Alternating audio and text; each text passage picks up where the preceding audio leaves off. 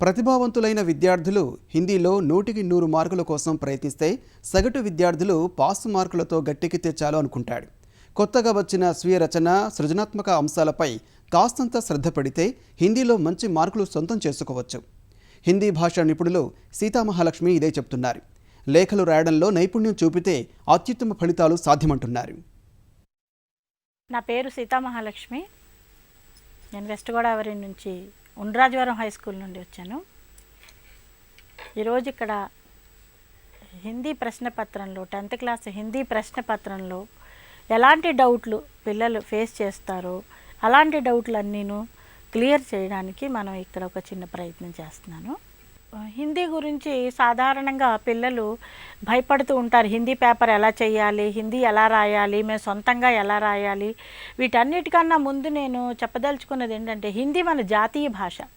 ఆ జాతీయ భాష దాన్ని మనం ఎంత అందంగా తీర్చిదిద్దుకొని ఎంత అందంగా మనం ప్రేమించగలుగుతామో అది మనకు అంత దగ్గరగా వస్తూ ఉంటుంది. అయితే ఇందులో ఎంత ప్రేమించినా మేము రాయాలి కదండి అనేటట్టుగా ఉంటుంది. అలాగేం కాదు, మనం చాలా హాయిగా రాయగలుగుతాం.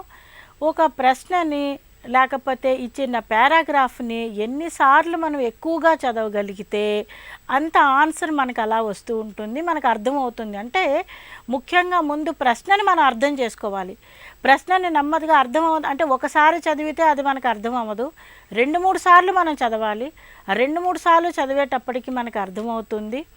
ఈ అర్థమైన తర్వాత ఇంకా మనం రాయడం మొదలు పెడితే ప్రతి అమ్మాయి ప్రతి అబ్బాయి కూడా చక్కగా తనుకోకుండా చక్కగా రాయొచ్చు. అయితే ఇందులో ఇంకొక విషయం ఏంటంటే ఇది వరకుట్లాగా చిన్న ప్రశ్నలు పెద్ద ప్రశ్నలు ఏదో సొంతంగా ఒక 4 సార్లు బట్టి పెట్టి రాసేసి ఏదో మార్కులు తెచ్చుకోవడం కాదు. ఇప్పుడు ఈ విధానంలో కొంత సొంతంగా రాయాల్సి ఉంటుంది. ప్రశ్నలు అలాగని సొంతంగా రాయాల్సింది ఎక్కడి నుంచి వస్తుందో టెక్స్ట్ బుక్ ప్రశ్నలు ఇచ్చినప్పటికీ కూడా అవే ప్రశ్నలను కొంచెం మార్చి పిల్లవాడు సొంతంగా ఆలోచించి వాడైతే ఏం చేస్తాడు, వాడైతే ఎలా చేస్తాడు, వాడైతే ఎలా రాయగలుగుతాడు అన్న దాని మీద ప్రశ్నలు అడగడం జరుగుతుంది.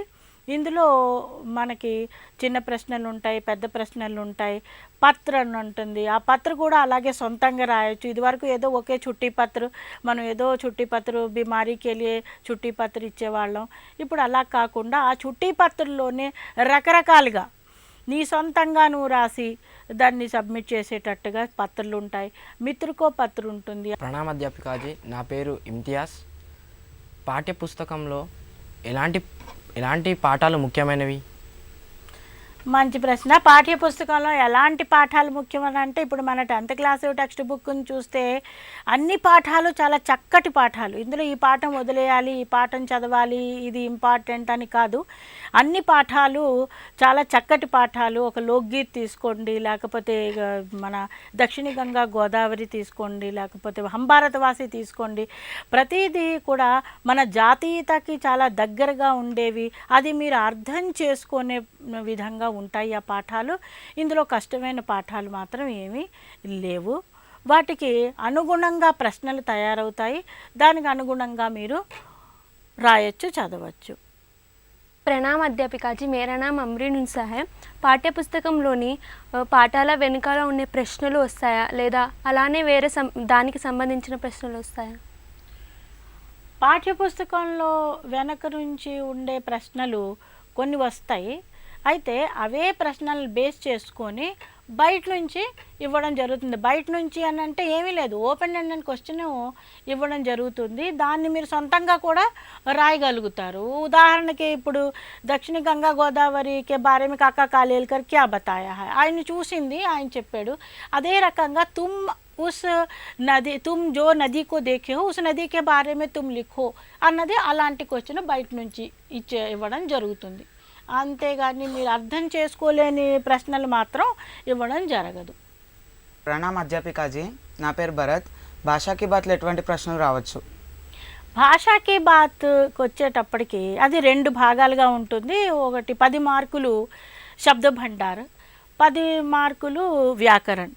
శబ్ద భండార్లోకి వచ్చేసేటప్పటికి తద్భవ్, శుద్ధ రూపు అలాంటివి. వ్యాకరణం పార్ట్లోకి వచ్చేసేటప్పటికి మీకు విశేషణ, క్రియా విశేషణ ఇలాంటివన్నీ వస్తాయి. అది కూడా టెక్స్ట్ బుక్లోవి ఒక 10 బిట్లు 10 భాగంలో, అంటే ఫస్ట్ 10లో టెక్స్ట్ బుక్లో బిట్లే ఇస్తారు. తర్వాత కూడా అందులోకి సంబంధించినవే ఉంటాయి, కానీ అంత కష్టమైనవి బయట నుంచి వచ్చేవి ఉండవు. చిన్న చిన్న గ్రామర్ పాయింట్సే వస్తాయి. ఇప్పుడు ధోబిన్ ఉంది, మీరు 6వ తరగతి నుంచి ధోబిన్ అంటే మీకు తెలుసు, ధోబిన్ ఇది మా టెక్స్ట్ బుక్లో లేదండి, మేము బయట నుంచి ఇచ్చారు అలా అనుకోవడానికి ఉండదు.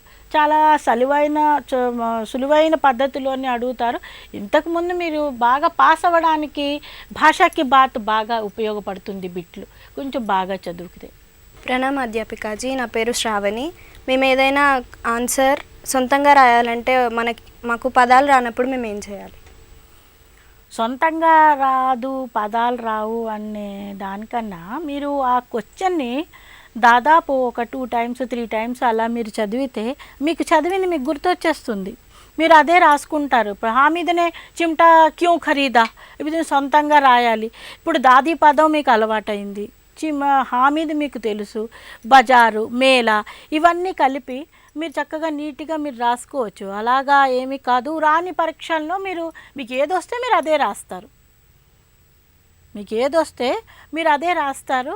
ఆ సెంటెన్స్ కన్స్ట్రక్షన్లో మీకు ఏదైనా అనుమానాలను ఉంటే దాన్ని మీరు ఏం ముందు చదివారో అది గుర్తు తెచ్చుకొని మీరు రాయొచ్చు. అంతేగాని ప్రశ్న మనకు అర్థం అవ్వలేదు, మీరు సొంతంగా రాయలేకపోతున్నాం అని మాత్రం మీరు వదలకూడదు. అధ్యాపికాజీ, హిందీలో బాగా మార్కులు ఎలా తెచ్చుకోవచ్చు? హిందీలో బాగా మార్కులు మీకు హిందీ సబ్జెక్టులోనే బాగా మార్కులు వస్తాయి. మీరు ఎంత బాగా ప్రశ్నపత్రం చదివితే, ఎంత బాగా మీరు ప్రిపేర్ అయితే, ఇప్పుడు సారాంశాలు ఉన్నాయి, చిన్న ప్రశ్నలు ఉన్నాయి, మీరు ఎంత బాగా చదివితే మీకు మార్కులు అంత బాగా వస్తాయి. అంటే బాగా మార్కులు రావడానికి ఇప్పుడు సారాంశం రాస్తున్నారు, దానికి చిన్న కవి పరిచయం రాయండి. పద్య భాగంలో ఉంటే 2 పద్య భాగంలో 2 దోహాలు కానీ 2 కవితలు కానీ రాయండి. ఆర్డర్లో రాయండి. ఇప్పుడు ఆర్డర్లో రాయండి అంటే ఇప్పుడు ఈ పాప అన్నట్టు ఇప్పుడు మేము మర్చిపోయాము, లేకపోతే అది రాదు అనేటప్పటికి కొన్ని క్వశ్చన్స్కి సారాంశాలు రాసేటప్పటికి ఆర్డర్లో రాస్తే చాలా అందంగా మార్కులు పడతాయి. మీకు ఆర్డర్లు రాలేదు, ముందు వెనక రాశారు, అయినప్పటికీ కూడా ఆ కంటెంట్ దాంట్లో ఉంటే మాత్రం మీకు ఖచ్చితంగా మార్కులు పడతాయి. అధ్యాపికాజీ, విద్యా ప్రమాణాల గురించి వివరించండి. విద్యా ప్రమాణాలు మంచి ప్రశ్న. ఈ విద్యా ప్రమాణాల వల్లే మన దాదాపు క్వశ్చన్ పేపరు తయారవుతుంది. దీనికి విద్యా ప్రమాణాలు ఫస్ట్ మనం తీసుకున్నట్టయితే అర్థగ్రాహ్యత ప్రతిక్రియ. ఫస్ట్ రోమన్లో మనకి 20 మార్క్స్కి ఇస్తాడు అర్ధగ్రాహ్యత ప్రతిక్రియ. ఈ అర్ధగ్రాహ్యత ప్రతిక్రియలో ఏం చేస్తున్నాడు, పేపరు అందులో ఒక పేరా ఇచ్చి అందులో ప్రశ్నలు ఇస్తున్నారు. ఆ ప్రశ్నలు మనం చదువుకొని ఒక 1 wordలోనే రాసుకుంటాం ఆన్సరు. మీకు అర్థం కాకపోతే కొంచెం లెంగ్తీగా రాసినప్పటికీ కూడా అర్ధగ్రాహ్యత ప్రతిక్రియలో అది 20 మార్కులు.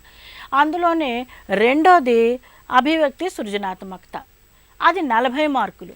ఆ 40 మార్కుల్లో చిన్న క్వశ్చన్స్ ఉంటాయి, పెద్ద క్వశ్చన్స్ ఉంటాయి. అంటే 6 మార్కుల క్వశ్చన్స్, 3 మార్కుల క్వశ్చన్స్ అని, నిబంధ, పత్ర ఇవన్నీ అభివ్యక్తి సృజనాత్మకతలు ఉంటాయి. మూడోది ఏంటి, భాషాకి బాత్. ఇందాక మీరు అడిగింది భాషాకి బాత్. భాషాకి బాత్లో 20 మార్కులు ఉంటాయి.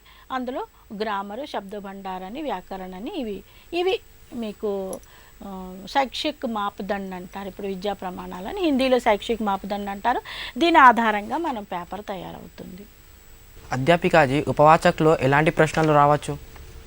ఉపవాచకాల్లో చిన్న చిన్న క్వశ్చన్స్ వస్తాయి. అంటే 3 మార్కుల క్వశ్చన్స్ ఉపవాచకంలో వస్తాయి. ఎలాగ ఇప్పుడు మదర్ తెరీసాని अपने जीवन में क्या सिद्ध कर दिखाया ఇలాంటి ప్రశ్నలు ఉన్నాయి కదా ఉపవాచకంలో. అలాంటివి నెల్సన్ మండేలా గురించి उनका जीवन परिचय, क्या नेल्सन मंडेला किस प्रकार दक्षिण अफ्रीका में किस प्रकार बहुत ही अपने आप को किस प्रकार साबित किया, అలాంటివి చిన్న చిన్న క్వశ్చన్స్ వస్తాయి ఉపవాచకంలో 3 మార్కులవి. ఇది కాక ఇప్పుడు నెల్సన్ మండేలా క్వశ్చన్ ఉంది. ఇంకోటి ఇప్పుడు దో కళాకార్లో కూడా చిన్న క్వశ్చన్స్ ఉన్నాయి. అరుణ की ममता पर प्रकाश डालिए, या అరుణ की ममता किस प्रकार की थी, ఈ రకమైన ప్రశ్నలు ఇస్తాడు.